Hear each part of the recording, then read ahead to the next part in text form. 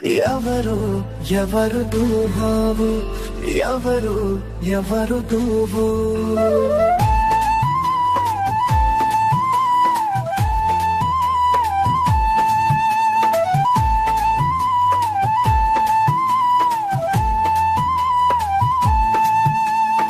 ఎవరు ఎవరు నువ్వు, ఎవరు ఎవరు నువ్వు.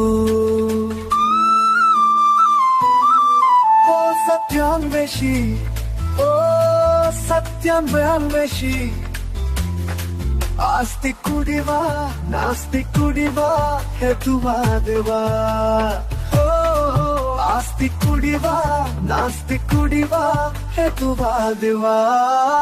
ఎవరు ఎవరు నువ్వు, ఎవరు ఎవరు నువ్వు.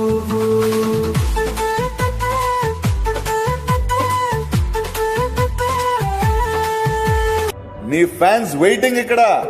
కొలంబియా యూనివర్సిటీకి వెళ్ళినప్పుడు బైబిల్ స్టడీస్ అటెండ్ అయ్యేవారు. ఎందుకు? రూతు పుస్తకానికి ఆయన వ్యాఖ్యానం రాశారు. He was a practicing Christian. ఆయన ప్రాక్టీసింగ్ క్రిస్టియన్ అండి బాబు. అదేంటండి అంత బీపీ వచ్చింది, పోతారేమని భయపడ్డాను. కాలేజ్ డిసప్పాయింట్ అయ్యావా? సర్లేండి, ఎమోషనల్ ఎక్కువ మాట్లాడారు, జాగ్రత్త. ఆయన ఒకరోజు 3 లక్షల మందితో కలిసి నేను బాప్తిజం తీసుకుంటాను అని చెప్పి ముందుకొచ్చాడు. It's laughing time. ముందుకొచ్చి మన మెథడిస్ట్ సంఘంలో ఉన్నటువంటి బిషప్ గారికి చెప్తే బిషప్ గారు దానికి కావాల్సినటువంటి పనులన్నీ వసతులన్నీ ఏర్పాటు చేసుకునే క్రమంలో నెహ్రూ గారు ఫోన్ చేశారు. నెహ్రూ, నేను కాన్ఫరెన్స్ పెడతాను, ఏం మాట్లాడుకో ప్లీజ్. అరే ఎక్కడున్నారా? అరే నా బర్త్డే ఇవాళ రావారా? Happy birthday. నెహ్రూ గారు ఫోన్ చేసి, ఏంటండి మీరు ఇలా చేస్తున్నారంట, ఇలా చేస్తే మీకు ఈ పొలిటికల్ అపోజిషన్ ఎక్కువైపోద్దని చెప్పాడు. చెప్పైతే మనోళ్ళు మాకొద్దండి, మీరు పొలిటికల్ కన్వర్షన్ అంట మాకొద్దు అని చెప్పి నెహ్రూ గారి ఒత్తిడికి లొంగారు. ఒక పక్క ఇంకొక ఆయనేమో గోషి కట్టుకుని నిరాహార దీక్షకెళ్ళాడు. ఏమని? నువ్వు వెళ్తే ఏదే మతానికైనా ఎల్లు కానీ క్రైస్తవానికి వెళ్ళొద్దని.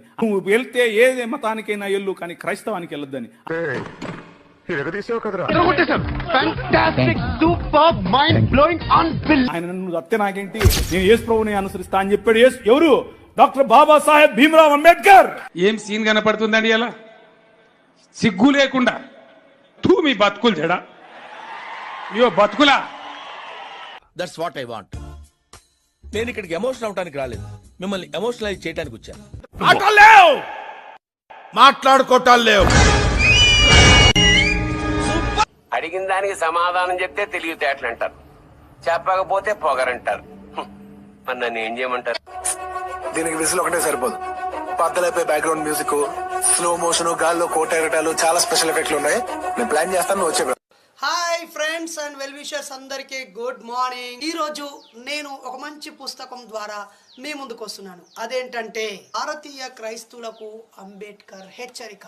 భారతీయ క్రైస్తవులకు అంబేద్కర్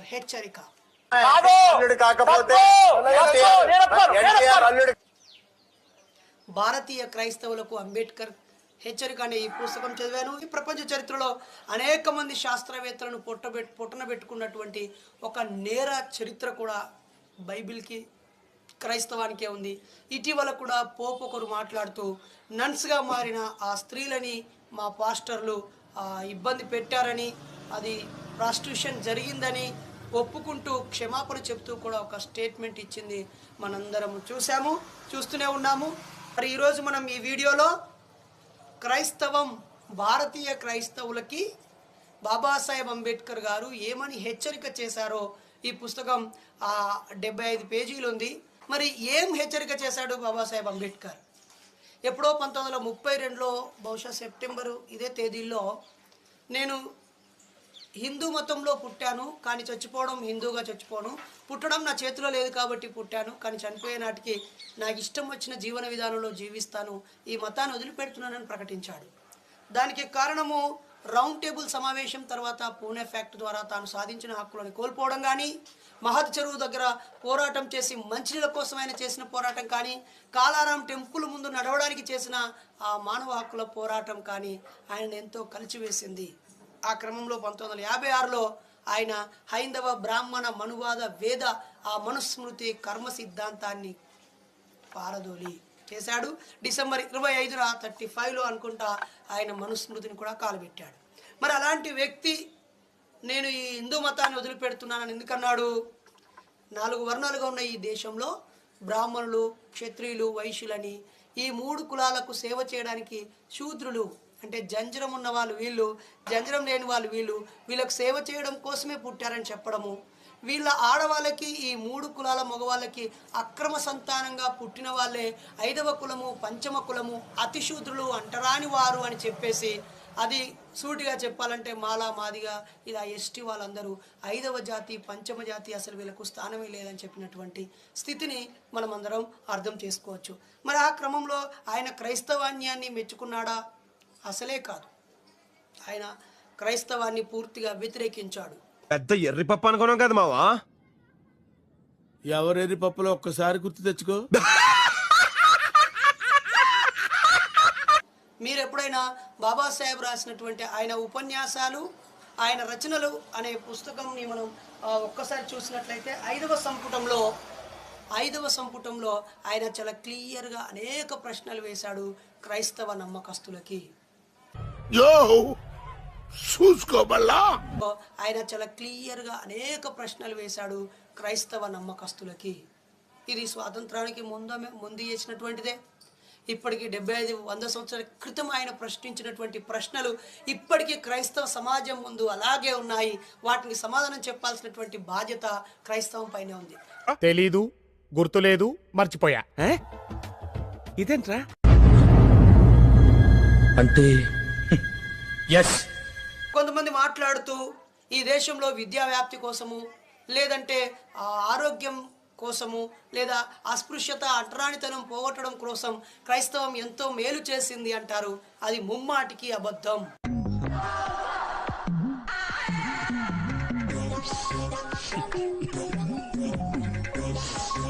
మీరు బాబాసాహెబ్ అంబేద్కర్ రచనలు, ప్రసంగాలు 3వ సంపుటం మీరు చదివినట్లయితే, విప్లవం, ప్రతిఘాత విప్లవం, రివల్యూషన్, కౌంటర్ రివల్యూషన్ బుక్లో చదివినట్లయితే ఆయన స్పష్టంగా చెప్తాడు, ఈ దేశంలో క్రైస్తవాన్ని కూడా ఈ దేశ ప్రజలకి నూరిపోయడం కోసం బ్రాహ్మణులకే ఆ బాధ్యతను అప్పగించారు.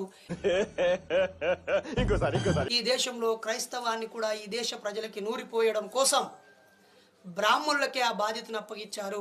ఎందుకంటే బ్రాహ్మణులు మాత్రమే అబద్ధాన్ని కూడా బలంగా నమ్మించే ఆ ప్రజల మెదళ్ళలో నూరిపోయగలిగే శక్తి వాళ్ళకు ఉంది అని చెప్పి, అలా వాళ్ళు కుట్రలు పన్ని ఇక్కడున్న పీడిత కులాలు, ఈ శూద్రులైనటువంటి కమ్మ కాపు, రెడ్డి, వెల్మ, ముదిరాజు, మున్నూరు కాపు, పద్మశాలి, గొల్లా, కుర్మ, యాదవ, వీళ్ళందరూ ఈ బీసీలు, ఎస్సీలు, ఎస్టీలు వీళ్ళందరూ తిరుగుబాటు చేస్తారు, మాకెందుకు చదువు లేకుండా పోయింది, వీళ్ళు తిరుగుబాటు చేస్తారు, మాకెందుకు భూమి లేకుండా పోయింది, మాకెందుకు గౌరవం లేకుండా పోయింది, మేమెందుకు మీతో సమానం కాలేదు, ఇన్ని రకాలుగా ఎందుకు అవమానించబడుతున్నామని వీళ్ళు తిరుగుబాటు చేస్తారు. కాబట్టి వీళ్ళ మీదని మరో బానిసత్వంతో నింపాలి, ఈ బానిసత్వాన్ని వ్యతిరేకిస్తే మరో బానిసత్వం, అది వ్యతిరేకిస్తే మరో బానిసత్వం అని చెప్పి కుట్రలు పన్ని ఇక్కడున్న బ్రాహ్మణ సోదరులే ఇతర దేశాల నుంచి వచ్చినటువంటి ఆ బ్రిటిష్ వాళ్ళు, ఫ్రెంచ్, పోర్చుగీసు, డచ్, ఫ్రాన్సు, ఈ జర్మనీ, ఇంగ్లాండ్, ఇలా ఏ దేశం నుంచి ఎవరు వచ్చినా వాళ్ళని స్వాగతం పలికి ఆ భాషను నేర్చుకొని వీళ్ళు వాళ్ళకి బానిసలుగా బైండ్ ఓవర్ అయిపోయి ఇక్కడి ప్రజల్ని వాళ్ళకి బానిసలుగా మార్చే క్రమంలో ఈ క్రైస్తవాన్ని కూడా వాళ్ళే ముందు స్వీకరించారని చెప్పాడు.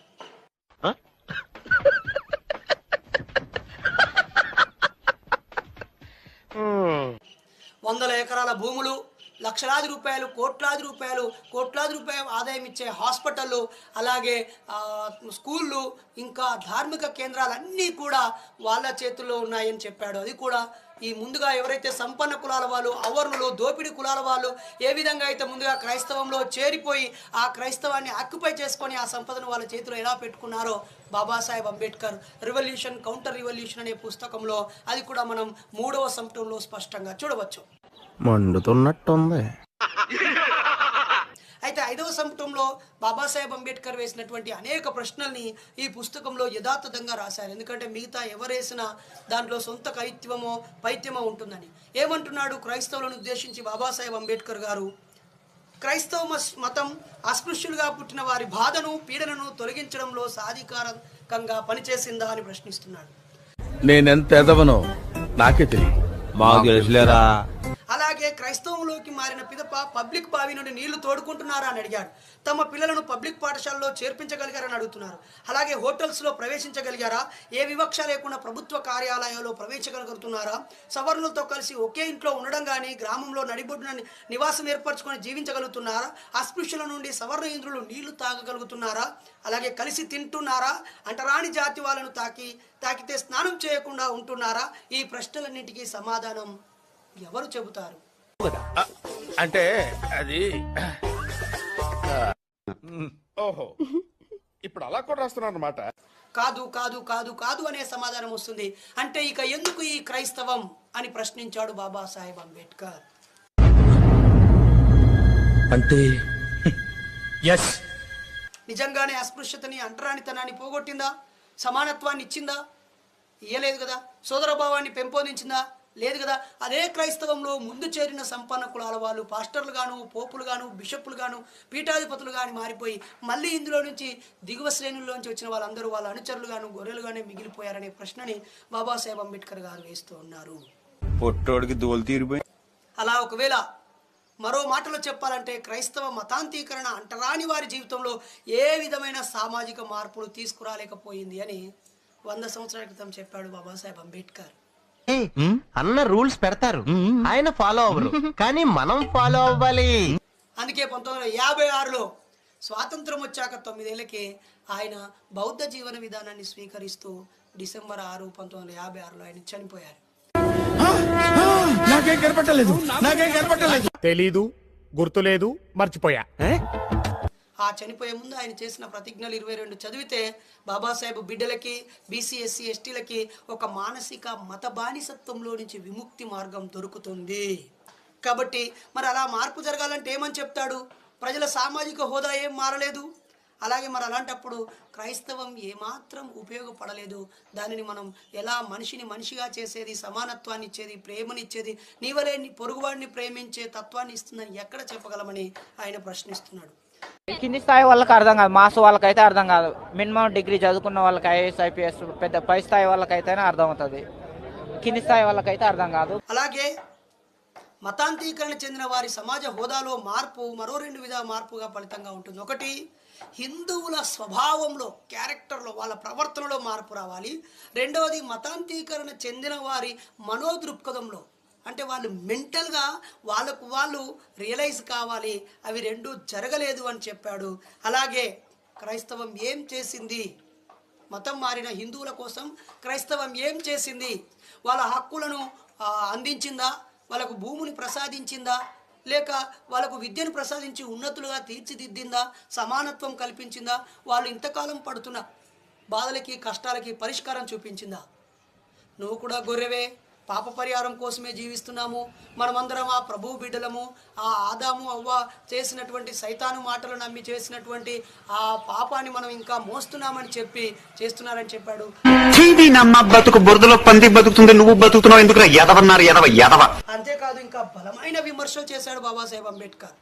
ఎవరైతే క్రైస్తవంలోకి వెళ్ళారో వాళ్ళు పోరాడే స్వభావాన్ని కోల్పోతారని, ప్రతిఘటించే స్వభావం కోల్పోతారని, సంఘటితమయ్యే స్వభావం కోల్పోతారని, కేవలం ప్రార్థనలు తప్ప తమ బాధలకి, కష్టాలకి, కన్నీళ్లకు యేసయ్య తన ప్రార్థనలతో పరిష్కారం ఇస్తాడు, అంతా ఆయనదయ్యే, ఆయన శిక్షే, అన్నిటి వందు ఆయనే ఉన్నాడనేటువంటి ఒక పరధ్యానమో, ఆధారపడే తత్వమో, డిపెండెంట్ మనస్తత్వం వస్తుంది తప్ప వాళ్ళు పోరాడరు, వాళ్ళు చైతన్యము కారు, జాతి విముక్తి కోసం జరిగే పోరాటంలో వాళ్ళు భాగస్వాములు కారు, తమకు జరిగే అన్యాయాన్ని ప్రశ్నించడానికి రోడ్డు మీదకి రారు, వాళ్ళు కేవలం పరిమితులు గీసుకొని ఆ మరో రకమైన బానిసత్వంలోకి వెళ్తారని బాబాసాహెబ్ అంబేద్కర్ గారు బలంగా విమర్శించాడు. మిత్రులారా,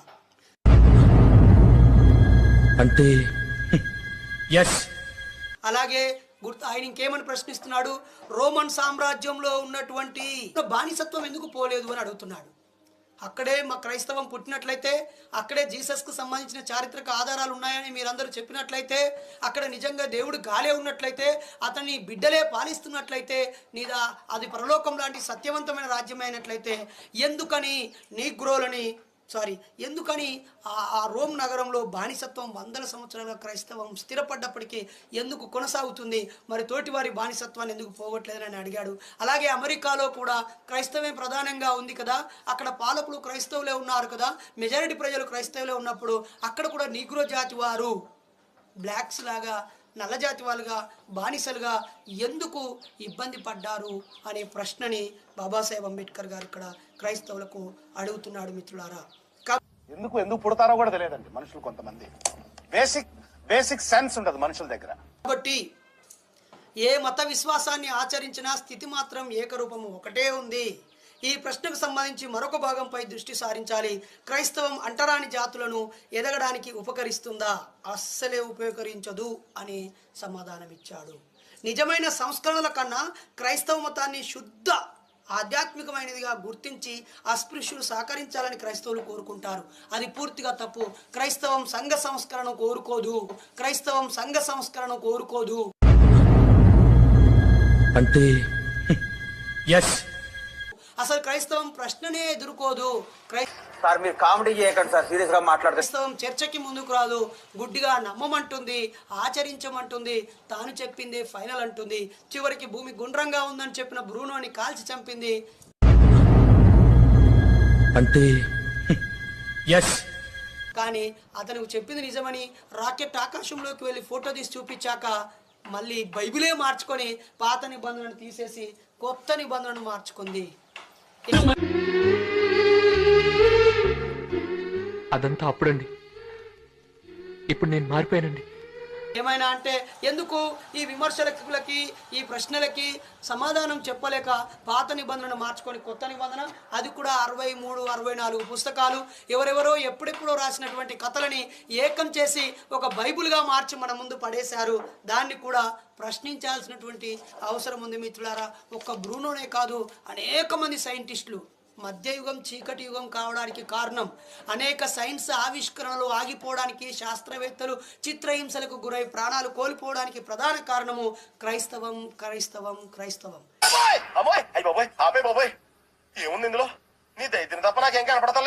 ఇది ముమ్మాటికి నిజం. కాబట్టి ప్రబోధకుల వలన ఏమి ప్రయోజనం? ఏ ప్రయోజనం లేదు. మత ప్రబోధకులు ప్రజలను దశమ భాగాలు పిండుకోవడానికి, వాళ్ళ విలాసవంతమైన జీవితాలు గడుపుకోవడానికి తప్ప అక్కడి ప్రజల బతుకులు మారవు. ఇదిగోండి గురుగారు మీ పేరు. అక్కడే ఉన్నటువంటి ఒక గుడిసెలాగా ఉన్నది రేకుల షెడ్డుగా, తర్వాత బంగ్లాగా, తర్వాత ఏసీగా, తర్వాత అది మారిపోతుంది తప్ప ఆ ప్రాంతంలో ఉన్నటువంటి పేదల బతుకులు మాత్రం అలాగే ఉంటాయి. దానికి కారణం ఏంటంటే దేవుడు నిన్ను పరీక్షిస్తున్నాడు. ఆకలి కొన్నవారు ధన్యులు, పరలోకమందు ప్రభువు వాళ్ళకి అన్ని పెడతాడంటారు. మరి అంత ధన్యులైతే ఈ పాస్టర్ గడ ఉపాసం పండవచ్చు కదా.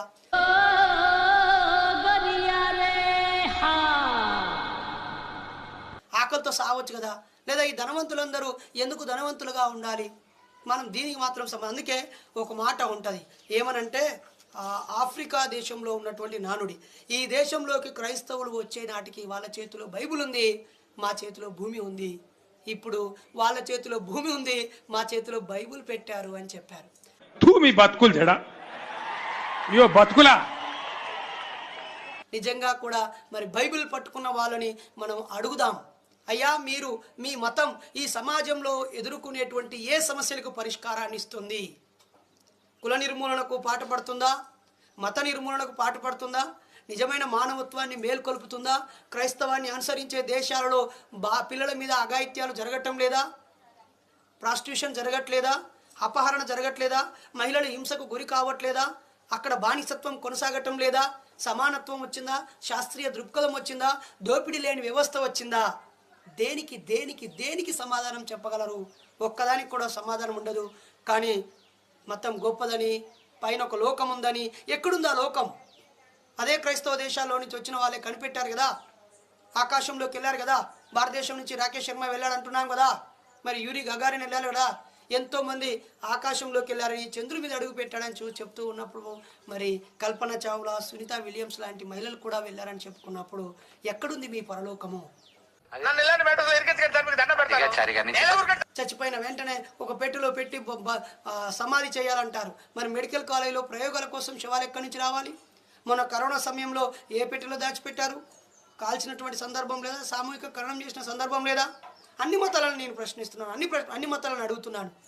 మనిషి బతకడానికి కావాల్సింది మతం కావాలి, కానీ మనుషులని వేరు చేయడానికి. అందుకే అంటాడు ఎక్కడ వేరు చేయలేదు కలపలేదు మనుషులని. ఎందుకంటే 20 కుటుంబాలు ఉన్నటువంటి గ్రామంలో కూడా 2 కూటాలు ఉంటాయి. ఇది వేరే పెంతకోస్ట్ అంటాడు, వాళ్ళు ఏసియన్ వాళ్ళు అంటారు, లేకపోతే వీళ్ళు పరిశుద్ధాత్మ అంటారు, వాళ్ళు ఇంకోటి అంటారు, వారు మేరీ మాత అంటారు. అలా రకరకాల గ్రూపులతో చీలిపోతారు. నీ వల్ల నీ పొరుగు వారిని ప్రేమించమని అన్నప్పుడు నీ పక్కన ఉన్నటువంటి సంఘ సభ్యులను ప్రేమించడం, గౌరవించడం జరుగుద్దా? అలా చెబుతూనే ఉంటారు.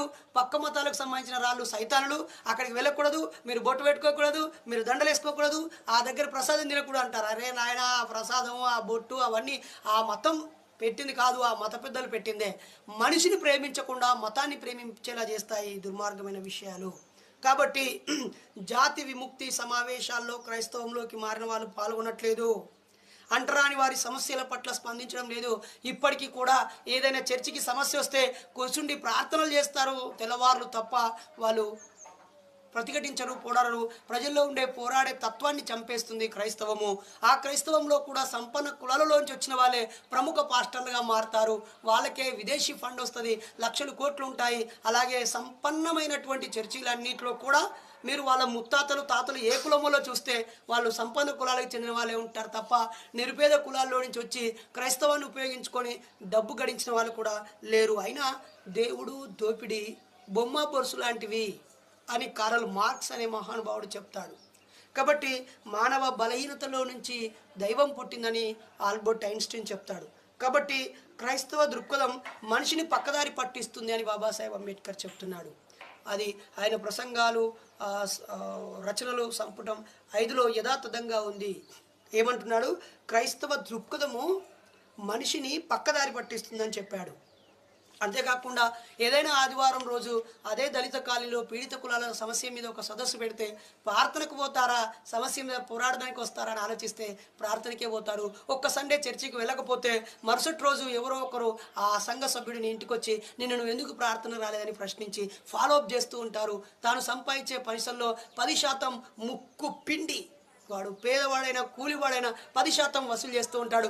నాకు తెలిసిన ఒక టీచరు ప్రతి నెల కనీసం 5% కూడా పొదుపు చేయకుండా, చిట్టి వేయకుండా 10% ఆ చర్చిలో వేసేసేది. వాళ్ళ కుమారుడు ఒకసారి గత 3 సంవత్సరాలుగా ఈ చర్చికి వచ్చిన ఆదాయ వ్యయాల లెక్కలు చెప్పనని అడిగినందుకు వాడిని సైతాన్ పట్టిందని వాడిని మెడలు బట్టి బయటికి గెంటేపించారు.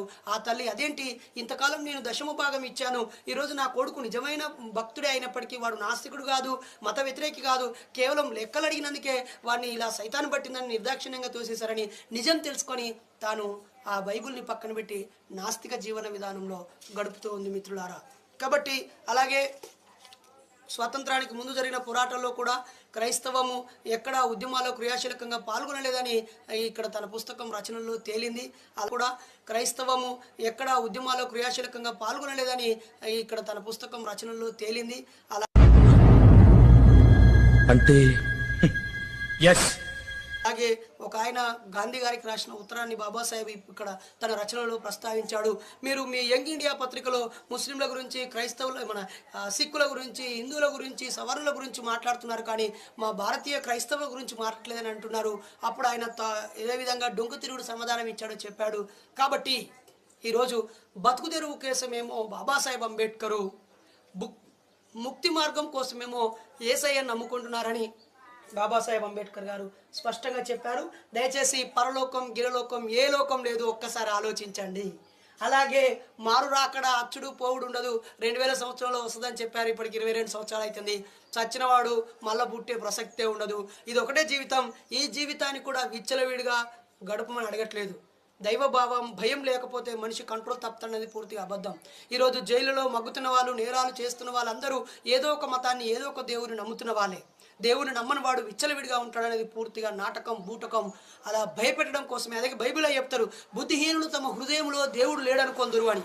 అవును, బుద్ధిహీనులే లోపల చెప్పుకుంటారు. ఎవడైతే బయటికి చెప్తాడో వాడు బుద్ధిమంతుడు అని అర్థం.